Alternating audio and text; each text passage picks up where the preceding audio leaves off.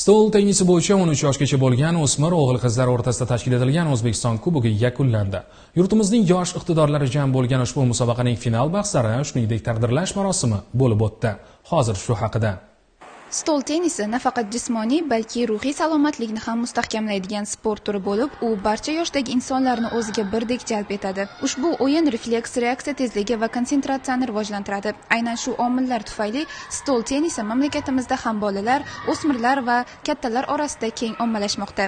Poytaxtimizda o'tkazilgan stol tennisi bo'yicha O'zbekiston Kubogi musobaqasi ham bunga yorqin misol bo'ldi. Unda yurtimizning turli hududlaridan kelgan o'smir o'g'il-qizlar o'z mahoratlarini namoyish etdilar. Yakuniy natijalarga ko'ra qizlar o'rtasida 3-o'rin Toshkent viloyati va Jizzax jamoalariga nasib etdi. 2-o'rinni Toshkent shahri jamoasi egalladi. Andijon viloyati vakillari esa barcha bosqichlardan ustunlikni saqlab, mutlaq g'olib bo'ldi. Raqiblarimiz kuchli bo'ldi. Musobaqa ham yaxshi o'tdi. Yarim finalda biz Toshkent viloyati bilan tushdik, 3-1 yutdik.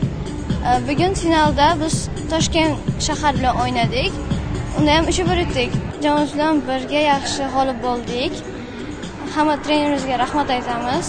13 yoshli o'smirlar o'rtasidagi bahslarda esa Toshkent va Samarqand jamoalari 3-o'rinni egalladi. Andijon jamoasiga 2-o'rin nasib etdi. Yakuniy bosqichda o'zining aniq zarbalari bilan ajralib turgan Toshkent viloyati jamoasi g'alabani qo'lga kiritdi va musobaqaning bosh sovriniga ega chiqdi. G'olib va sovrindorlar munosib taqdirlandi. Shuningdek, ularning murabbiylariga ham esdalik sovg'alari topshirildi.